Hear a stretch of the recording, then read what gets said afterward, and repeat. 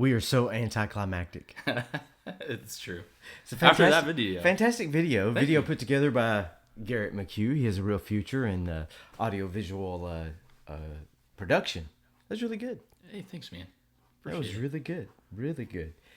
And here we are on this Wednesday night in January, the year of our Lord 2021.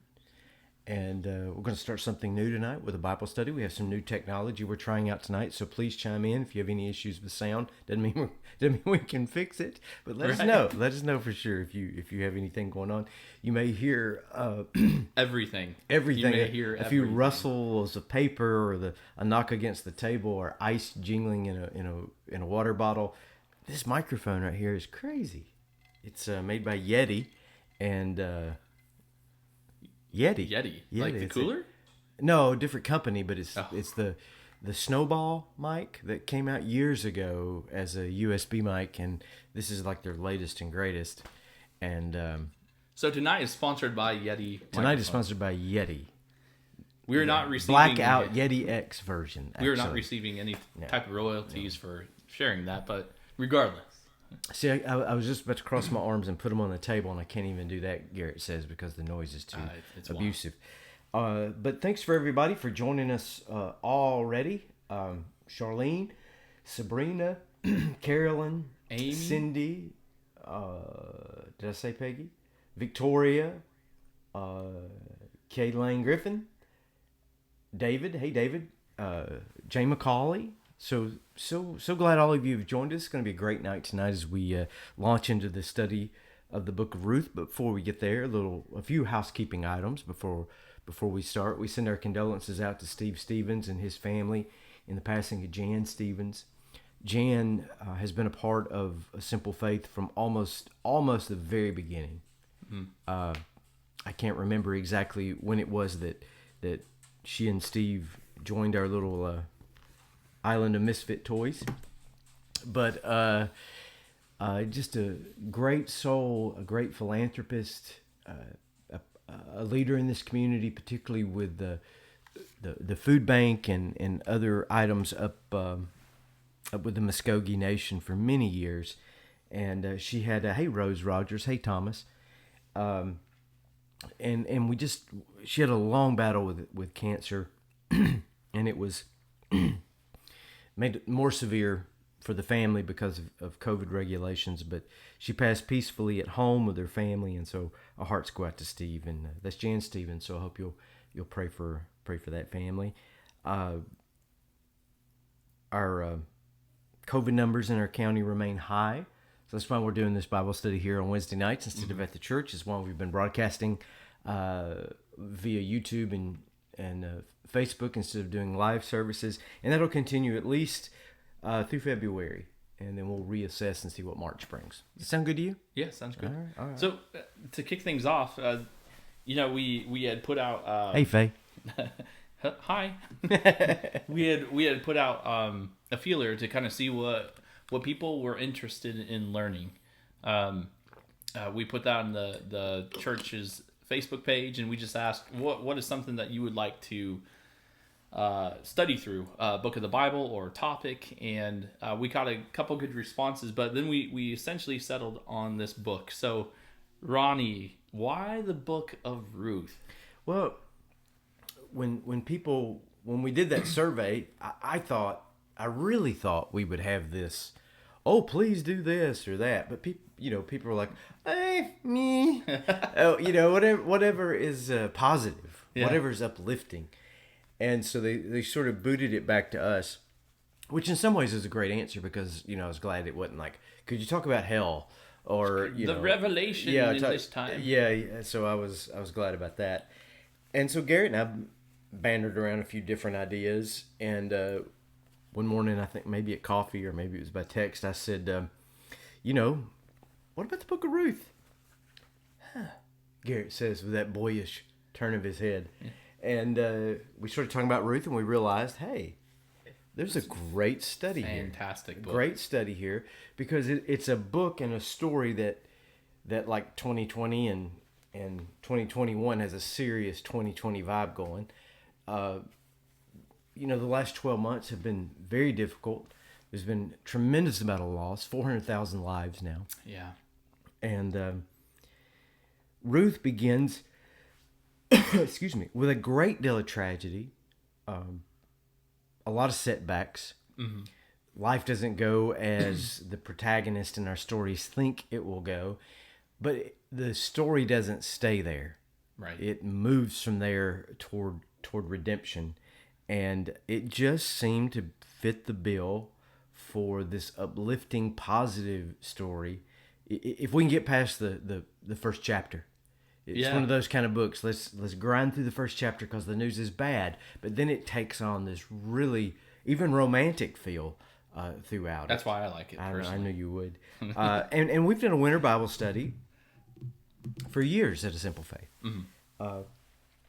When the snowbirds arrive, we get busy. We get cracking on some kind of study, and we have done the parables of Jesus, the life of Jesus, survey through the Bible, Christian history, some really big, meaty thing. I mean, heavy duty things, and we were not going to let some little coronavirus quarantine stop us from doing the same thing this year. Yeah, so. And we'd, Q&A is still something, on the back burner. I think that's something we'll continue to do. Yeah, we're just a metamorphosis of Q&A to this 6 weeks of Bible study to take us to the remainder of January and February and get us to spring. Yeah, which has been our pattern over the last several years. Yeah, I think people will really enjoy this particular study. It's this tiny book, almost obscure, right in the middle. Not even in the middle, at the beginning of the Old Testament. Well, and it's easy to overlook. It is very easy to overlook, especially where it's located in the canon. Canon is a word that means rule or ruler, standard. So when we talk about the canon, we're talking about the accepted books of the Old and the New Testament, the Hebrew Bible and the Christian scriptures, and it's tucked away after Judges, before 1 Samuel. It doesn't get the same kind of play as the Torah. It's not the Psalms. It's not the prophets. And you could easily, and there may, we've got, 40 people watching already as we wind up tonight, and it could be that there are people that have never even opened the book. Mm-hmm. Well, it's sort of like I sort of think of it like I'm going to a football game. Hopefully, when coronavirus is gone and COVID is gone, we can get back to. I picture it sort of like going to a football game. Sometimes you get there early.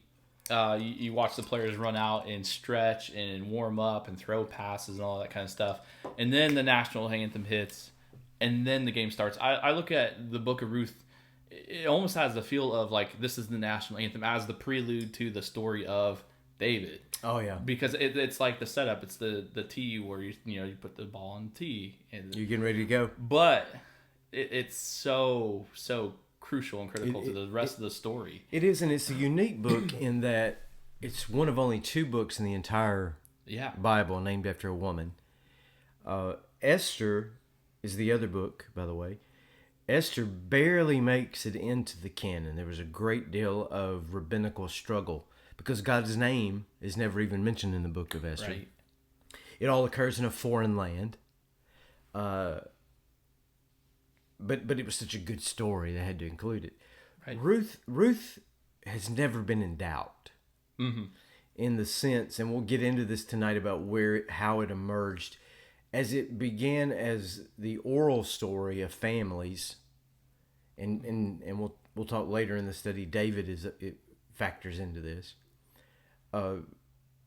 It had immediate acceptance because of the validity of King David, and when the scholars began to put together, you're welcome, Thomas. He says that mic is a huge improvement. Good. Hello, Noel and Don and Ruth and Frank, Thomas. Thank you. Yeah. Thank you for that feedback. We appreciate that. This is the Yeti. X. Yeti X black version. So just so you know. Anyway, they're usually blue, but it seemed obnoxious, so I went with black. What was that? I don't know. Well, I mean, What I'm saying is that Ruth was accepted in the oral tradition early, but when it came time for the canon to be formed and adopted, it was immediate that it be brought in because it was such an important story. Right. And you and I have had that discussion. This is kind of the background preparation work about, well, why is Ruth in the Bible? We're going to talk about that later tonight. Yeah. And it becomes even more important beyond just David.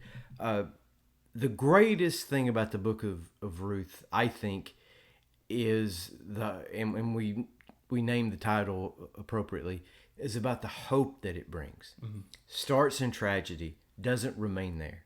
Yeah, and to be honest with you, full disclosure, I kept trying to get him to use Star Wars themes, and he wouldn't buy it. No, I like it. Tonight would have been a New Hope. I like it. I think no. What did I say? Or Rogue One. Rogue One. Yeah, you're all into this thing, but The Force Awakens. But for those of you watching, I'm also going to be doing on Sunday mornings for the next 4 or 5 weeks a companion series on Sunday mornings through the Book of Ruth. Now that doesn't mean take one or the other. It's just 45-minute Bible study versus a 20-minute talk are two completely different things. Yeah, well, one's the steak, the other's the dessert. Yeah, You don't want to skip out on either one. Yeah, and this is a lot of the steak here. We'll get into the heavy, and I'll let you get background. to that, because I was asking, random questions that. Oh no, that's just great. as a setup, but yeah, I'll let you get to what you're. Well, the great thing about this book too is one thing that it should teach us probably as 2020 ends, 2021 begins. There's still so much uncertainty. There's been so much loss, so much death. So much powerlessness. You've probably felt that, those of you that are listening and watching, and Garrett as well, this sense of there's nothing I can really do about anything. Well, that's where we join Ruth, and the hope that she carries with her, that the story isn't completely told. Old country song, Hard Rain Don't Last. Stephen Foster, the great songwriter from the 1800s, Hard Times Come Again No More, comes to mind. I'd like to read you a bit of a poem. I'm going to blame Anna Balfour, who reads beautifully each Sunday for us, for this. She introduced me to Padraig O'Tuama, which is Patrick O'Tuama. He is a Northern Ireland poet, Christian community leader, an incredible young man that I've come to know. And he has a poem called Narrative Theology. And I've meditated on it a great deal. I've thought about it a lot since it was introduced to me a few months ago. It's from a book called Hymns, and a audio work called Hymns to Swear By, which is like the best title, Hymns to Swear By. And coming out of his own Northern Ireland upheaval and chaos, he had a lot of personal chaos, a lot of trauma in his life. He wrote this, and so let me just read a portion of this for you. In sitting with his counselor, he asked his therapist these questions, and it led to this poem. And I said to him, "Are there answers to all of this?" And he said, "The answer is in a story, and the story is still being told." And I said, "But there is so much pain." And he answered, "Pain will happen." Then I said, "Will I ever find meaning?" And he said, "You will find meaning where you give meaning. The answer is in the story, and the story isn't finished. The answer is in the living and in the dying, in the trying for redemption on an empty hill of crosses. It's the shoring up of hope and the gathering of losses. It's the looking for companions in the hills and in the glens. It's the waking up and walking up and starting up again. The answer is in the living and the trying." And I said to the wise man, "What is the answer to all of this?" And he said, "The answer is in the story, and the story is just now unfolding. What a great introduction to the entire book of Ruth. That if we were to stop at chapter 1, we won't even get to chapter 1 tonight. We're going to do all the background information tonight. But if you were to stop at chapter 1, you would say, who put this in the Bible? This is terrible. There's no happy ending. There's no moral lesson. It's nothing but loss and awfulness. Right. But that's not where the answers are in the story, and the story is still being told. Yeah. Yeah. You just got to love that. So that's one of the reasons I have enjoyed this study already in the book of Ruth. Anything to chime in before I move on? No. No, That's beautiful. I'll get a drink of water then. Yeah. I'll get ready. And one of the things that's important in this study is if we were all, in that big room at A Simple Faith, and all the snowbirds were here this year, and all the people were here, we'd have 80 people sitting around in that room, and they would be interrupting me, which I like. That's my job tonight. The whole And time yours. with questions. And that's Garrett's job, as he just said. It's your job tonight. If you have questions, post them in the comments. Garrett is faithfully monitoring the comments, even as we sit here, and he wants your participation in that. So tonight, let's get started and let's talk about the characters in this book of Ruth. Well, the first character that is a main character. There are 3 major characters in this book, and the first is a lady named Naomi. And it is with her and her family that the story of Ruth begins. She is from Bethlehem. Her name means pleasant. That's nice. Imagine having a name that your name means pleasant, beautiful. And initially, that's how her life begins. She has a husband whom she appears to love, although we don't have a lot of information. And she has 2 sons with this husband that she loves. And it's still chaotic. It's dangerous times. But there's a bit of comfort in the fact that the story begins in the little town of Bethlehem. Naomi, her husband, her little boys, and there is some comfort there. It's tribal society. There is some safety there. But it doesn't stay there. Bethlehem means house of bread. And that's what it has been for generations. A farming area 4 or 5 miles outside of Jerusalem, and a shepherding area where lambs and sheep were kept. By the time we get to the time of Jesus, Bethlehem and the hills around Bethlehem are supplying the Jerusalem temple with all of the lambs that they need for the sacrificial system. So it was always an agricultural bread basket, the house of bread. Garrett and I have been to Bethlehem. Yeah, it's true. Yeah. And we've been there together. And there are numbers of folks within Simple Faith that I know I've carried on trips. And we've overlooked these fields, these rolling, beautiful fields, even though today they're sort of like 30A. They're getting pressed up against by high rises and condos. Mm-hmm. But the shepherd's fields are still there. And we'll get to those shepherd's fields in this story and these grain fields, because that's where Ruth ends up working for a living. But these are also the hillsides where David kept his sheep, where he fought the lions and the bear, and where he protected his father's flock.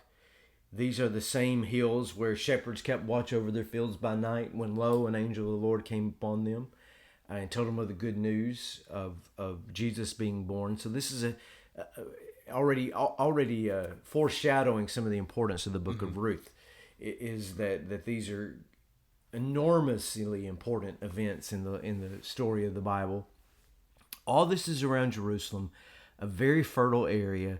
The climate of that area is such that my family's texting me on my iPad. Stop it. If you're in my family and you're texting me, you know what I'm doing right now. Stop it.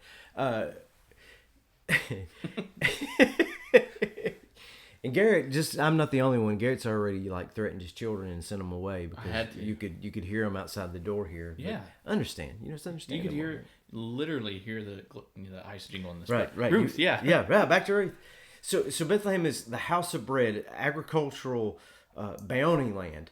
But with Naomi, what happens here is that there is a famine.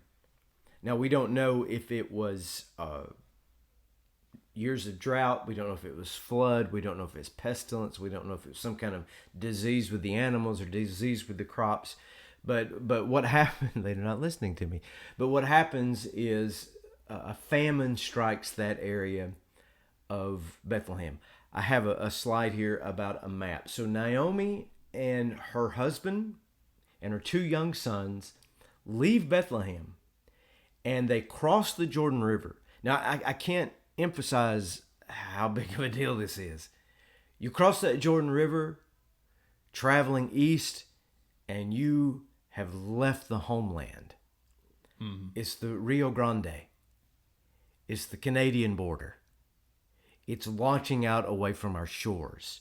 You leave one place and you go to another. And on the slide that you have there in front of you, you see where Bethlehem is there, just south of Jerusalem, what was then known as Jebus, because the Jebusites held Jerusalem. It's not yet the capital of Jerusalem. They cross over the Jordan River right there near Jericho. There's a crossroad there today that Garrett and I also have been.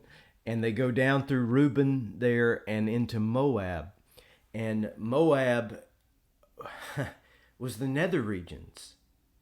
Now, Moab had incredibly, like Bethlehem in many ways, these real fertile valleys and hills there above the Dead Sea. And so you can begin to see that possibly there in Bethlehem that whatever went wrong was a localized problem, a localized drought. Over in Moab they have food. So Naomi, her husband, and her boys go to Moab. And there we are introduced to the second great character in this book, Ruth, the namesake. Ruth is Naomi's daughter-in-law. She is not from Bethlehem. She's not even from Israel. She is from across the border. She is from the land of Moab. And this, again, is critically important to the story. Ruth is a foreigner.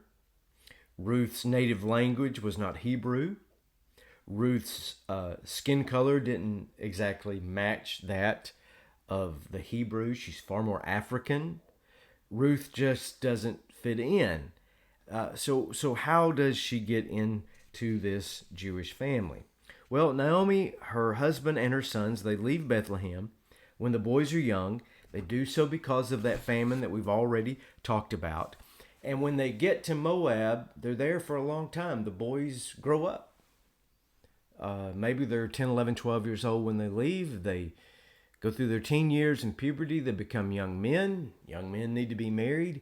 And so these 2 boys, young men, marry local girls. Ruth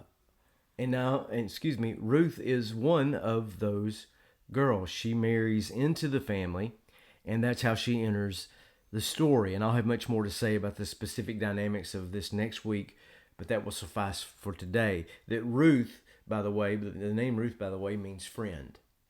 So if Naomi's life begins pleasant, though it doesn't seem to stay there, because the first thing we find is there's a famine and she has to leave town, she's blessed with a daughter-in-law whose name is friend or friendly. And the meaning of all these names will prove to be as important as the whole storyline. And then the third major character is a man named Boaz.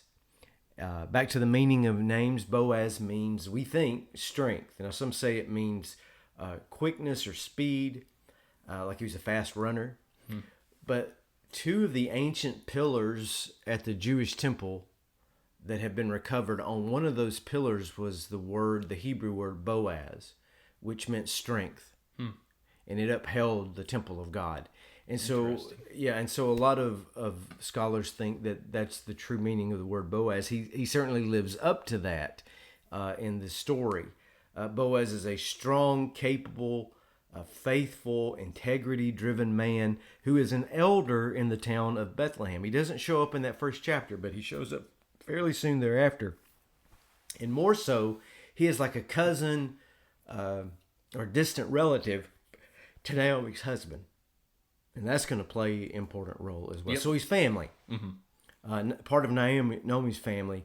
And it's a role that we're all completely aware of at first, if this were all a movie unfolding, but it becomes crucial again to the story. So we have Naomi, this woman from Bethlehem, where the story begins. We have Ruth, the foreign woman from Moab, who marries Naomi's son, and we have Boaz, a cousin, a distant family member of Naomi's husband. And these three characters will begin to weave this wonderful story that we have, and as it unfolds. So if there are questions, this is where I would, if we were with you right now, when we were all together, I would say, are there any questions? Are there anything you'd like to share? So I just give that to you, Garrett. Yeah, so Moabites. Now, what's the story behind them? Lot? There's a lot going on with the Moabites. There's a lot? Yeah. That's a Bible joke for those of you who don't know it. There's a lot. So I'll repeat this next week. Not that it bears repeating, because it's an awful story. Yep. When Sodom and Gomorrah was destroyed by fire and brimstone, Abraham's nephew Lot escaped. Mm-hmm. Barely. And as he is fleeing Sodom and Gomorrah, his wife turns back to look. And as the Bible story is told, she turns to a pillar of salt. Yep. And so Lot is left with his daughters and no wife. And they're living in a cave in the desert. It's like living in a van down by the river. And the daughters get together with this conspiracy one night, and they say, look, Mom's dead. Everybody we knew is dead. The family name is going to end. And so, as awful as it is, they get their father, Lot, drunk, and they have intercourse, and they both become pregnant with boys. And one of those daughters, as the story goes, that son becomes the first Moabite. Mm-hmm. And his people populate that land on the east side of the Jordan River and the Dead Sea. The Moabites, years later, would oppose the children of Israel when they came to the Promised Land. Mm-hmm. Fight with them. Right. A constant brawl. Moses, who was not allowed to go into the Promised Land, died in Moab. So the whole scandalous tale is such that the Moabites did not have a great reputation. And they were, while they were somewhat, as far as DNA goes, related closely to the Israelites, they were definitely the other. Right. They were definitely the foreigner. They were definitely the stranger. So much so that the Mosaic law said that no Moabite men could come into and marry Jewish women. Mm-hmm. They made allowance for Moabite women to do so, right, in their patriarchal way of thinking. But when it came to the men who, carrying on their seed, carrying on their name, that was not allowed. Yeah, the backdrop. I mean, just the history behind their relationship with Israel is just incredibly interesting because it helps set the stage for this particular story in a huge way. Right. And obviously that's why I asked that question. What's with Moabites? What's with Moab? How does that interplay with this whole thing happening here? But I mean, that stuff we'll get to. And we'll get into that next week, but it was certainly worth talking about here. And there's a story in the Judges specifically about the Moabites and their oppression of the Israeli people. So it would have been shortly thereafter that Naomi and her husband go to Moab because they're starving to death. And it's easy to say, well, if that place was so terrible, why would they even go there? They're starving to death. Right. So they go where there's food. They have young kids. And they What have else young are they gonna children. do? They have young children. We can't stay where we are. We have to jump the border fence. And we have to go over there and make it the best way we can until conditions are better back home. And then we'll go Right. back home. Very good question. You see anything else out there? No. Just some people joining in. Great. David and Renee and Tina. Thanks for joining in. I see Janet and Linda Susan. and Rob and Renee. Thank you for all joining in with us. So those are the characters. We have Ruth, Naomi, Boaz, and then we get to the context of this story. Where does the story of Ruth fit into the overall biblical narrative?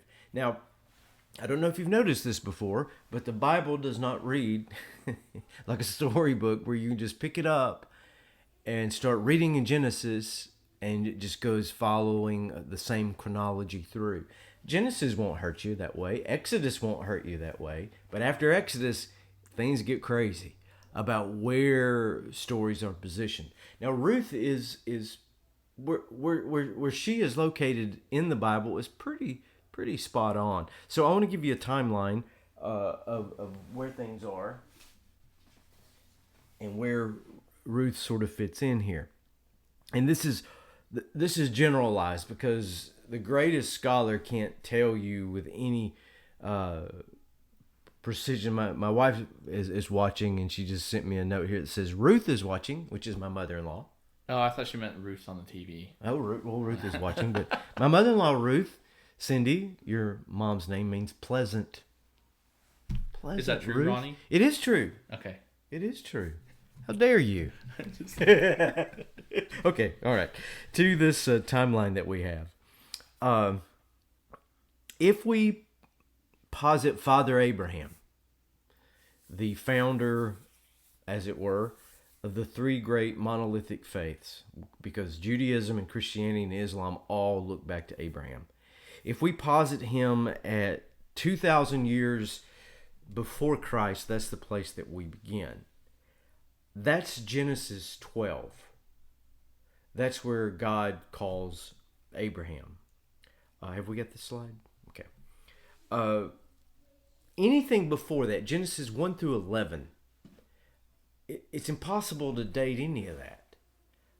A good deal of it is allegorical, metaphorical, but the stories of creation, the story of the flood, the story of the Tower of Babel, all that is in Genesis 1 through 11. All of that is just, we're going to label that antiquity. There's no way to know. Then we get to 2,000 years before Christ. So Abraham is as far removed from Jesus as we are, just on the other side. And that begins at Genesis 12. From Genesis 12 to Exodus, 500 years or so. Moses arrives on the scene, the great lawgiver, the deliverer of the children of Israel at 1500 BC, give or take a century or two. Again, we're being very, very general.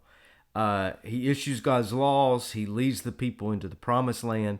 And then 5 centuries later, after that, David unifies the tribes of Israel and becomes king.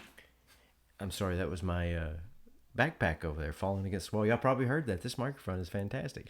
500 years later, 1000 BC, David unifies the tribes of Israel. He becomes king. He sets up his capital in Jerusalem. Now, the book, generally speaking, of Ruth is between Moses and David. The end of Moses, after Moses' life, before David's kingship begins. Now, that's problematic. Now, it may sound like we're close. 500 years, close enough. But think about this. Think of all North American history from 1492 till today. The U.S. Revolution, the Declaration of Independence, the War of 1812, the Louisiana Purchase, the Civil War, World War One, Civil Rights Movement, World War Two, The Great launch of Depression, Chick-fil-A. the launch of Chick-fil-A. All of those things have occurred, in 500. If you take American history, you've got to cover those 500 Right. years. Yeah. So to say, well, this occurred sometime between Moses and David is the same as saying, Yeah. well, this occurred sometime between Columbus arriving in the New World in 2021. Well, that doesn't really help because look how much change has taken place during that time. Right. Yeah. So we can, I think, narrow it down a little further. You've got another slide as well, and let's go with it. We know that Ruth is set during the time of the judges, and that's why it follows that book in the Old Testament. It goes Genesis, Exodus, Leviticus, Numbers, Deuteronomy. That's the Torah. And then we go to Joshua, the conquest, Judges, which is this chaotic Wild West on steroids time, and then Ruth. Ruth, if you were to put it on a timeline, is absolutely included within the book of Judges. On the slide that's in front of you now, you will see judge, prophet, circa about 1070. That was Eli. And then you'll see judge, prophet, circa 1050. Samuel. And you see spelled out at the bottom Ruth there. Ruth's story sort of overlaps as Eli passes and Samuel comes of age. The Jewish historian Josephus puts the book of Ruth in that transition period between Eli and Samuel, and that doesn't. There seems to be no reason to contest that. So let's talk about what that means. The time of the judges, and I hope folks are still listening. And I know that some of this can be tediously boring for non-theological nerds, Right, but necessary. yeah. Moses delivers the children of Israel about 1500. His successor is Joshua. Joshua is sort of the commanding general that goes into the land of Israel. And after Joshua dies, there's some limited stability for a generation, and then things more or less go to hell. There's no single leader. The 12 tribes are all fragmented and they're competitive. They're warring with each other. They're warring with their neighbors. And things would get really bad from time to time. And the best image that I can give you is the Wild West. Think about, the town out on the frontier this town started out as this wonderful little place where they're mining and they're happy and everything's going well, and then some sinister oppressionist comes along, some cattle baron or what have you, and gets rid of all the authority, and it's only that Clint Eastwood kind of Lone Ranger savior type that arrives to set the people free. That is the book of Judges. People like Gideon and Samuel and Deborah and Tola and Jephthah, all these different judges that we read about, they're just Wild West deliverers. They're the marshal come to town to try to set the record straight. They don't set up an administration. They don't change the government. They don't take over. They can only do what they do in these small pockets. So that was the time of the judges. We get to a judge and a priest. His name is Eli. And Eli ruled from a place called Shiloh, not far from Bethlehem in Jerusalem. And Eli takes into his care this little boy named Samuel. Samuel had a rather miraculous style birth. His mother Hannah prayed for him, and she could never have a child. And once he's born, Eli takes him in at the tabernacle of God and mentors him in the way of the judge and as the way of the prophet. Eli lives a long time, almost 100 years. And during that time, Samuel comes of age. And so Eli and Samuel's judgeship, Eli is at Shiloh Samuel is at Ramah, and they overlap. And when Eli passes, Samuel becomes the last of the judges. And it is Samuel who anoints the first king of Israel, King Saul. So we have Eli as judge. Back to that slide, if we can go back to it. We have Eli as judge about 1100 to 1060. And then Samuel assumes leadership thereafter, and he anoints Saul as the first king of Israel about 1040. David is anointed 20 years later, but David doesn't unite the entire nation for 20 more years. So in this transition period of the judges from Eli and Samuel is when Ruth's story takes place, about 60 years before David is born. And that's about as close as we can get. And I think that's pretty close. Right. But that's about as close as we can get. You've picked up a Bible, so you have questions, and I need a drink of water anyway. So. Oh no, I'm just we're talking about the setup of this, and during the time of Judges, the tribes were still the 12 tribes still had their different territories, and that's why I was looking up was this specific map that kind of shows exactly where people are, and we don't have a picture of that, but yeah, one of the things that came to mind when we were entering into the study is just how fragmented were these tribes, because as you mentioned earlier, it's on that map I showed earlier. I'll throw that on the screen there.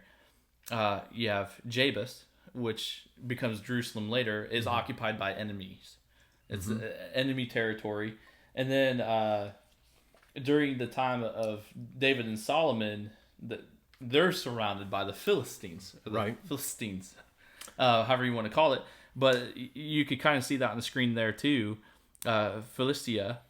So even within these 12 tribes that occupied this territory, they were so fragmented to the point that enemies were intertwined in the midst of that too. They're not sovereign rulers over their territory. They divide the land up, but they never. Great example there. They divide the land up, but it doesn't mean that they exert control over the land. There's always an insurgency going on of competing groups. And that's why the time of the judges is so chaotic. It's why Naomi and her husband, why don't they just move a couple towns over? It may have been so unstable and so violent that they couldn't. That they literally had to leave the country because the violence was so bad. And I said this to you the other day when we were having coffee and talking about it, and I don't think it's an exaggeration. To look at the time of Judges is to think about those poor U.S. soldiers who arrive in Afghanistan in 2002. And we read all those reports about, they're in the northern hill country negotiating with the tribes, the Northern Coalition, and how that Northern Coalition couldn't stop fighting amongst themselves long enough to unify and fight against a common enemy. And our Western culture is like, what's their problem? Well, it's a tribal culture. Yep. It just is what it is. And this is a very, very tribal culture. Hey, Peggy Way, good to see you. Rose Rogers, I think, just asked a question. Are they really judges? What was their function? Great question. Rose, they actually did play the role of judge. Samuel, Eli, the others, some were acting in a legislative type way. They would sit among the elders of the people, and people would bring their troubles, and the judge would determine what justice would be. Others were almost exclusively military judges, in that they were military deliverers. Gideon comes to mind.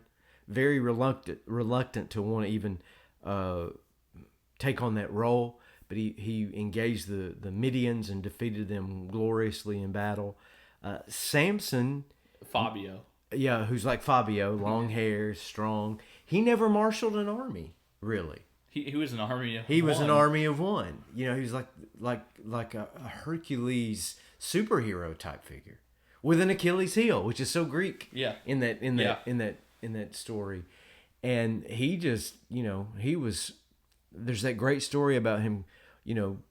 I say great. It's hideous, but his weapon of choice was the jawbone of a jackass. Donkey. Yeah. Of a donkey, and he's just knocking heads with it. The story of Samson is just so interesting in and of itself, with the carcass of a lion. With honey. You're not supposed to touch that. You're a Nazarite. What do you do? Right. He's a complex character. There's so much context and history surrounding the story of Ruth that if we don't give you this information, it just sits there and you're like, okay, Moab. They go to Moab. What's Moab? Because you can't lift Ruth, and this is violence done to the scripture all the time. You can't lift Ruth up out of her context and put her over here. Now you can do that with application, but you can't do that with understanding the context of where she. Yeah, the upheaval, everything happening that surrounds this particular book is so critical to the story of what fuels it. So. It is. So let's talk. Time is running short. I knew I would. This always time happens is to nigh. Me. This always happens to me. Let's talk about really why Ruth is in the Bible. That was the first question you asked me when we talked about Ruth. It's like, well, why? Why is it in the Bible? Beyond David, and we'll talk in the weeks to come about David. It's all a part of timing. Now, traditionally, the authorship of Ruth is ascribed to Samuel, by the way. And that's unlikely.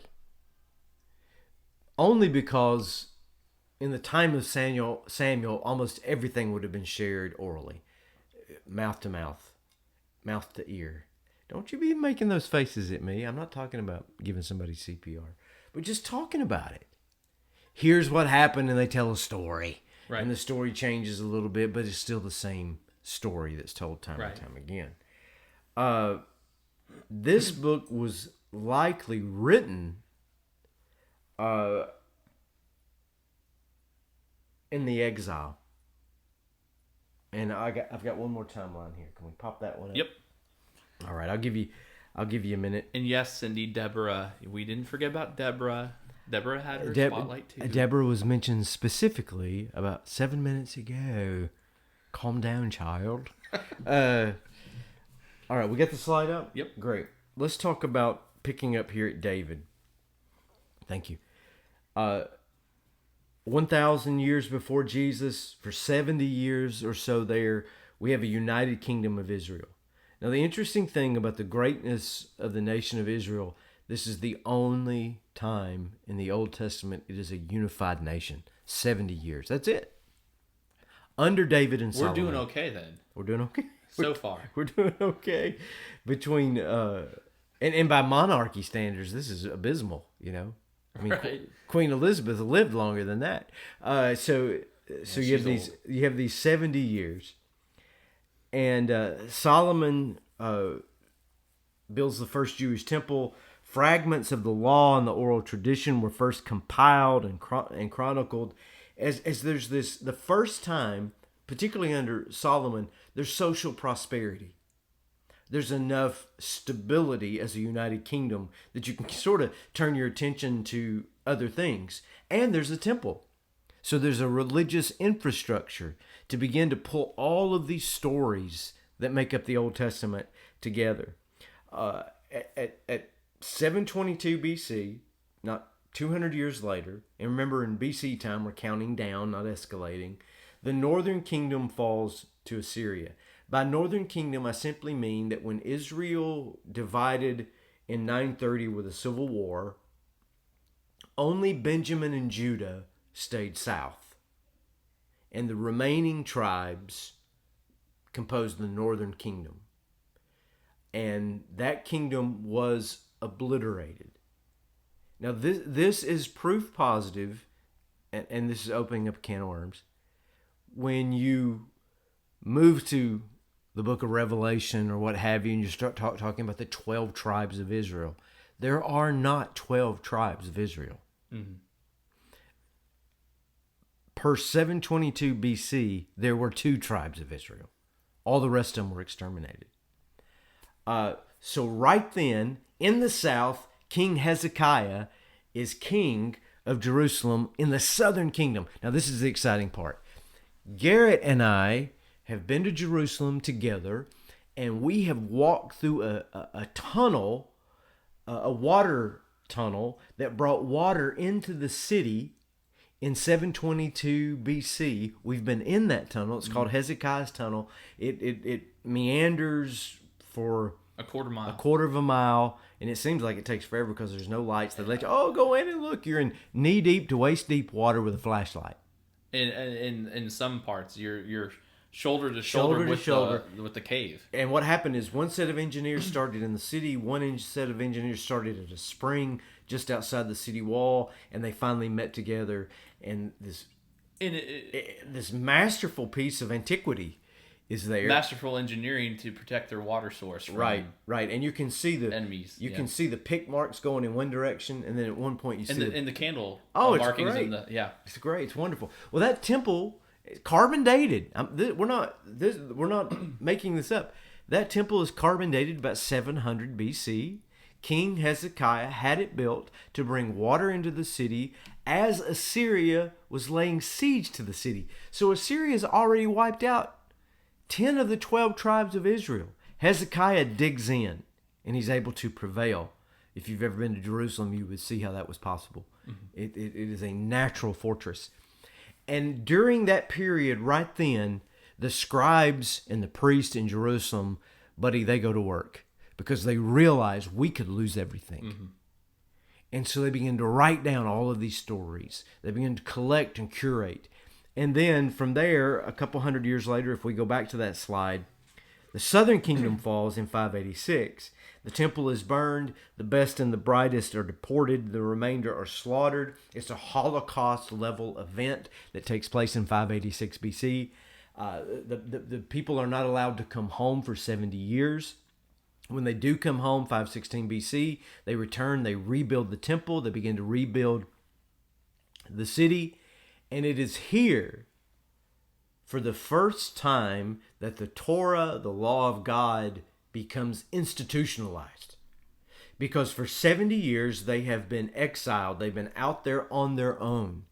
And the Jewish priests realize not only could we lose our city and our town and our country, we could lose our entire culture.